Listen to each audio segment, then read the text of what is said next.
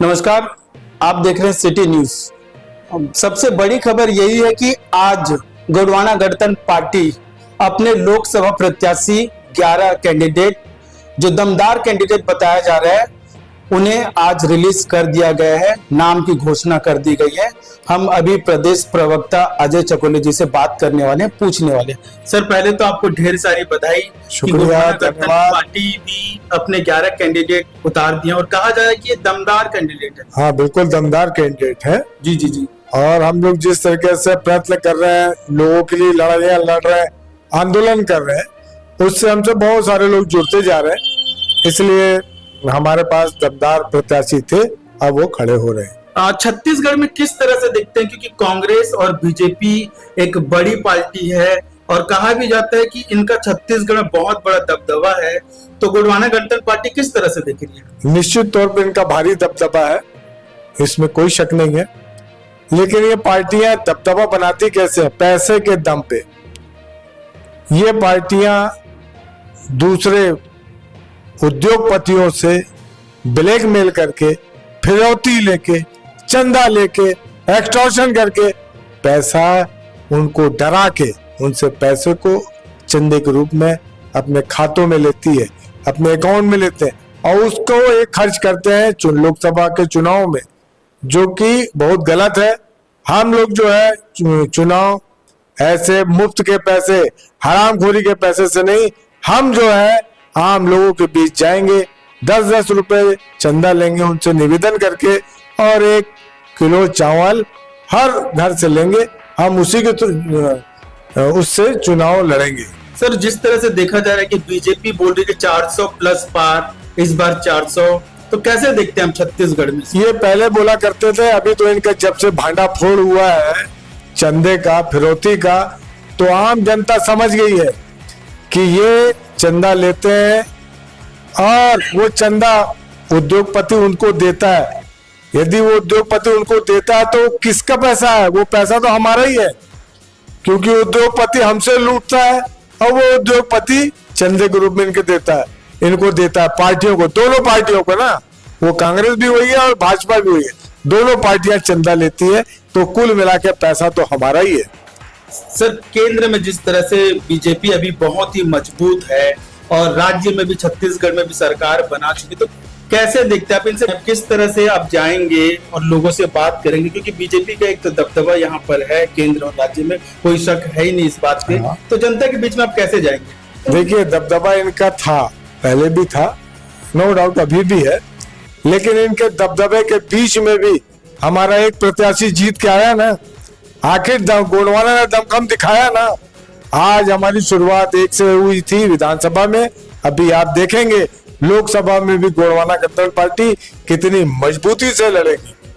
Sir, लेकिन जिस तरह से अब 2019 में भी बीजेपी संकल्प पत्र के नाम से घोषणा पत्र जारी की और उसके बाद उन्होंने दमखम से मतलब 9 सीटें लेके आई थी, उसे क्या देखते हैं कि अभी तक उनका जो घोषणा पत्र है और जनता के बीच में जो वादे थे, वो वादे तो पूरे किए नहीं उन्होंने। 60 साल के दुकानदारों को बीमा करवाएंगे, बोले नहीं करवाया।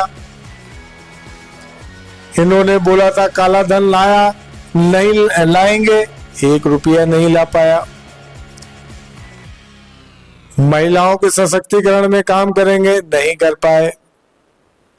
हर गरीब परिवार को एक पक्का मकान देंगे, नहीं दे पाया हर गरीब परिवार को।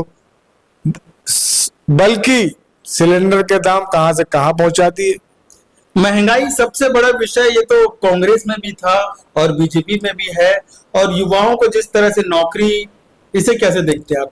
क्या आप लोग पूरा करेंगे जब आप लोग मतलब सरकार पे आएंगे, या फिर आपके लोकसभा भी जो 11 प्रत्याशी उतारे हैं, तो कैसे पहुंचाएंगे जनता तक अपनी बात को? देखिए, यहाँ पर हो रहा है ये कि एक कैपिटलिज्म मतलब पूंजीवाद को बढ़ावा दिया जा रहा है, उद्योगपतियों को संरक्षण दिया जा रहा है, और वो तो दिख ही गया अभी के सुप्रीम कोर्ट के ऑर्डर में दिया है कि चंदा वसूली, तो इन्होंने उद्योगपतियों को फायदा पहुंचाया, उनसे चंदा लिया। सर, आप लोग का घोषणा पत्र किस तरह से बनेगा या बन चुका है, उसके बारे में कुछ? अभी हमारा घोषणा पत्र तैयार हो रहा है, वो 2 या 3 दिन में हम लोग जारी कर देंगे उसको। तो आप देख रहे हैं कि हमारी बात अभी प्रदेश प्रवक्ता अजय चकोले गोंडवाना गणतंत्र पार्टी प्रदेश कार्यालय में अभी बातचीत हमारी हो रही है। आगे इसी तरह की जानकारी लोकसभा चुनाव को लेकर हम देते रहेंगे। आप बने रहिए सिटी 2020 न्यूज के साथ। धन्यवाद। गोंडवाना गणतंत्र पार्टी में 11 लोकसभा प्रत्याशी उतारने की सूचना प्राप्त हो रही है, इस बारे में आपका स्पष्टीकरण क्या है? बिल्कुल सही है। हमारे पूरे छत्तीसगढ़ में 11 लोकसभा सीटें हैं, जिसमें से 4 सीटें एसटी है, 1 सीट एससी है और 6 सीटें जनरल है। उसमें गोंडवाना गणतंत्र पार्टी सभी 11 सीटों में अपने प्रत्याशी उतार रही है। तो इनके नामों की सूची जो है आप थोड़ा सा बताएंगे, कौन कौन से नाम और कौन कौन लोकसभा में इनको टिकट मिला हुआ है? जी, हम शुरुआत करते हैं सरगुजा से। सरगुजा सीट श्री LS उदय जी चुनाव लड़ेंगे वहां से। रायगढ़ सीट मदन गोड़ ये लड़ेंगे। जांजगीर चांपा मनहर लाल भारद्वाज ये हमारे प्रत्याशी होंगे। बिलासपुर से नंद किशोर राज जी हमारे प्रत्याशी होंगे। नंद किशोर राज जी पहले 2-3 बार विधानसभा लड़ चुके हैं, काफी अनुभवी हैं, ये चुनाव लड़ रहे हैं। रायपुर सीट लाल बहादुर यादव जी लड़ रहे हैं। दुर्ग से मनहर सिंह मरकाम ये चुनाव लड़ रहा है। महासमुंद से मोहम्मद फरीद कुरैशी ये चुनाव लड़ रहे हैं। ये पिछला लोकसभा 2019 भी लड़ चुके हैं, काफी अनुभव है इनको, इसलिए इनको दिया गया है। राजनांदगांव से नरेश मोटघरे जी ये अभी पिछला 2023 का विधानसभा चुनाव इन्होंने डोंगरगांव विधानसभा से लड़ा था और उनको भी अच्छा राजनीतिक अनुभव है। कांकेर से सुखचंद नेताम जी चुनाव लड़ेंगे। सुखचंद नेताम जी का बहुत आखिरी में इनका निर्णय हुआ और ये हमारे प्रत्याशी रहेंगे। एक कोरबा सीट से क्या नाम रह गया है? कोरबा सीट से, हाँ, कोरबा सीट से श्याम सिंह मरकाम जी चुनाव लड़ेंगे। श्याम सिंह मरकाम जी जो है प्रदेश राष्ट्रीय महासचिव भी है और अभी ये 2023 में लोकसभा विधानसभा का चुनाव लड़े थे प्रेमनगर से और इनको अच्छा खासा वोट मिला था। उस समय इनको करीब 36,000 वोट मिले थे। अभी जैसा जिस हिसाब से माहौल चल रहा है उस हिसाब से क्या लगता है कि लोकसभा विधानसभा में जिस हिसाब से भाजपा ने सबको पटखनी दी है, कांग्रेस भी यहाँ से गायब हो गई है और अब लोकसभा में भी भाजपा भारतीय जनता पार्टी का दावा है कि कोई भी पार्टी उनके सामने टिक नहीं पाएगी, तो आपका क्या कहना है? ऐसे में आपकी पार्टी क्या मूल मुद्दों को और उद्देश्य को लेकर उतरेगी? देखिए, इतना विधानसभा में इतनी विपरीत परिस्थितियां थी, न बसपा जीत पाए, न जोगी कांग्रेस जीत पाया, न कोई अन्य दल जीत पाया, एक भी 2 राष्ट्रीय दलों को छोड़ के कोई नहीं जीत पाया। लेकिन गोंडवाना गणतंत्र पार्टी का एक प्रत्याशी विजय हुआ, श्री तुलेश्वर मरकाम जी।